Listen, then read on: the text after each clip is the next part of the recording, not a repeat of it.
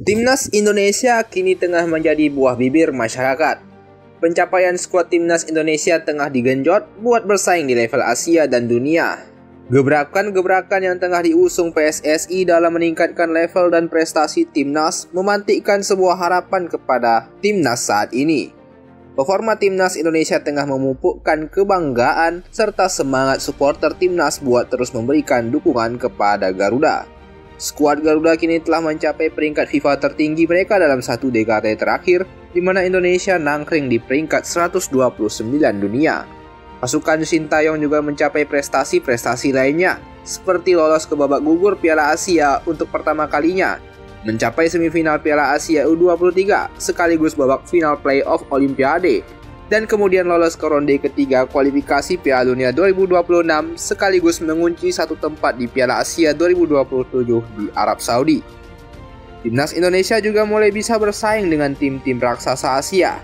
Bila di era sebelumnya, Indonesia sering bermental kalah sebelum bertanding saat menghadapi lawan-lawan kuat dari Asia Timur hingga Timur Tengah, di mana Timnas sering dipecundangi dengan margin skor yang besar.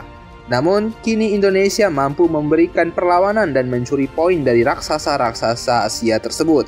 Di Piala Asia U23, Indonesia mampu mengalahkan Australia, Yordania hingga Korea Selatan.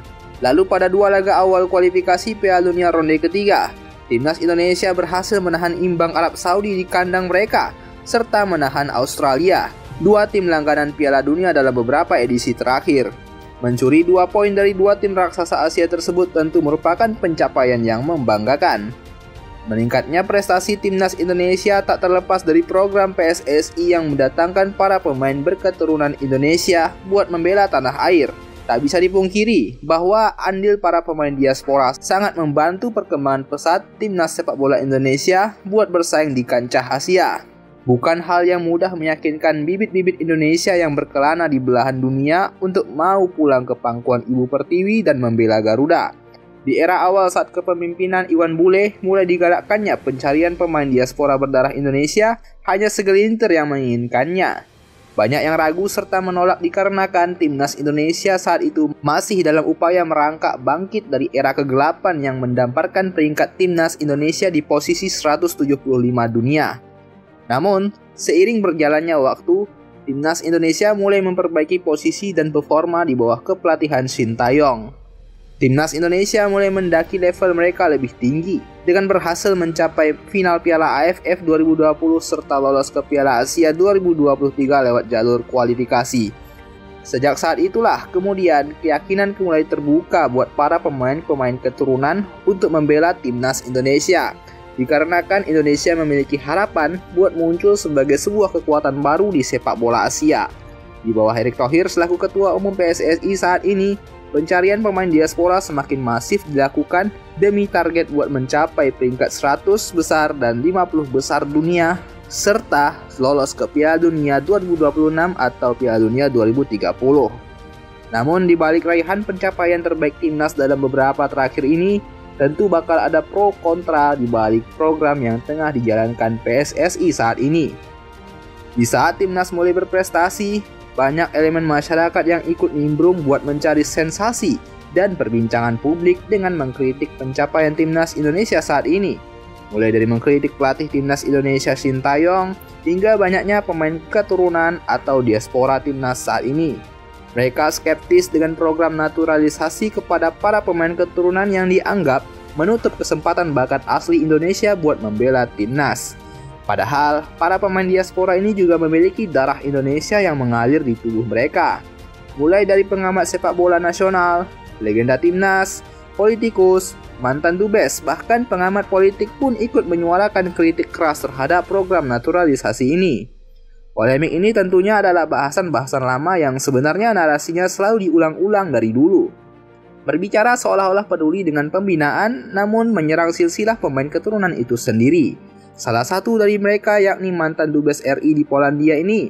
Mereka seolah-olah malu dengan timnas saat ini meski mereka membawa prestasi dan menganggap bahwa martabat bangsa seakan-akan diinjak dengan banyaknya pemain diaspora keturunan di timnas Indonesia. Dia juga melemparkan bola panas ke publik dengan menuding pemain keturunan yang dinaturalisasi ini memegang 2 paspor, sehingga mereka bisa kembali ke negara asalnya setelah pensiun memperkuat timnas Indonesia.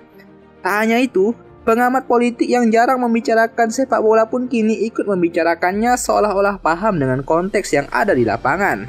Patriotisme para pemain keturunan dipertanyakan oleh si pengamat politik dan menganggap bahwa keberhasilan timnas Indonesia saat ini hanyalah prestasi-prestasi palsu karena bukan darah asli Indonesia yang bermain di dalamnya.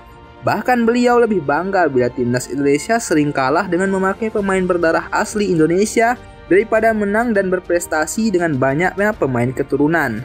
Sungguh sebuah ironi tentunya dari apa yang mereka sampaikan ke masyarakat membuat gaduh para pecinta sepak bola dan timnas Indonesia.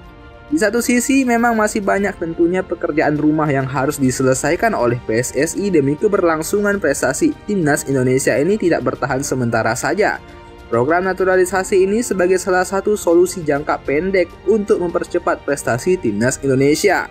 Di samping pembinaan usia dini dan perbaikan kompetisi tentu harus berjalan seiringan demi kesuksesan timnas Indonesia jangka panjang. Pembentukan dan pembinaan dari grassroots masih banyak yang harus diperbaiki sistem dan manajemennya di lapangan agar tidak ada lagi tindakan penyelewengan yang merusak akar pembinaan menjadi tidak sehat. Kompetisi lokal yang kudu berjenjang dan ditingkatkan kualitas mulai dari manajemen klub, tata kelola liga, pembinaan wasit, penyelenggaraan turnamen piala, serta inovasi-inovasi terkini yang dipraktekkan di sepak bola modern seperti VAR yang sudah mulai diterapkan. Semua aspek tadi tentu harus berjalan bersama-sama dengan baik untuk keberlanjutan sepak bola Indonesia makin meningkat dan awet di level tinggi sepak bola Asia. Perlu waktu pastinya untuk hal ini dapat terlaksana dengan baik. Tak bisa melulu instan menunggu dalam kurun waktu 1 atau 2 tahun saja, namun perlu beberapa tahun ke depan, bahkan 10 hingga 20 tahun konsisten buat menjalankan sistem tersebut dengan baik. Maka kita yakini bahwa suatu saat pemain lokal dapat mampu mengimbangi level pemain keturunan agar dapat bersinergi satu sama lain dalam membawa timnas Indonesia menuju level yang lebih tinggi. Namun, ada hal yang penting juga untuk dibahas dan diwarningkan kepada seluruh pihak yang ingin mengkritisi proses timnas Indonesia saat ini, bahwa kritiklah pada sistem dan tata kelolanya. Kritiklah pada bagaimana pembinaan dan liga sepak bola kita berjalan supaya menghasilkan pemain-pemain lokal yang bagus. Jangan melewati batas dengan menganggap bahwa para pemain keturunan yang membela negara ini secara sukarela sebagai biang dari terhambatnya pembinaan dan dianggap sebuah penipuan dalam sepak bola. Mereka tidak pernah meminta untuk dilahirkan di mana. Mereka memiliki darah Indonesia dari dalam tubuh mereka. Mereka di sini bersama-sama ingin memajukan timnas dan sepak bola Indonesia. Mereka berhak membela darah yang mengalir dalam tubuh mereka. Jangan pernah mempertanyakan dan meragukan nasionalisme dan patriotisme, karena mereka telah banyak mengorbankan segala fasilitas yang mereka terima di negara asal sebelumnya demi bisa membela Indonesia. Para pesepak bola diaspora keturunan juga berhak membela Indonesia. Alangkah lebih epik jika pemain keturunan dan pemain lokal sama-sama bisa saling bersinergi untuk timnas. Entah sampai kapan tentunya pemain keturunan bakal berdatangan. Yang jelas mereka punya hak dan mereka berhak. Serta selama itu menaati hukum di Indonesia dan juga FIFA memperbolehkannya. Selama itu pula pemain keturunan dapat diterima di timnas Indonesia. Ingatlah satu hal, bahwa timnas Indonesia pernah gagal ke Piala Dunia dan pernah gagal menyelenggarakan Piala Dunia di negeri sendiri hanya gara-gara kepentingan politik orang-orang di negeri ini. Sekian dari kami. Jangan lupa buat like serta subscribe channel Bung Bil supaya kalian tak ketinggalan berita-berita menarik seputar sepak bola Indonesia dan mancanegara.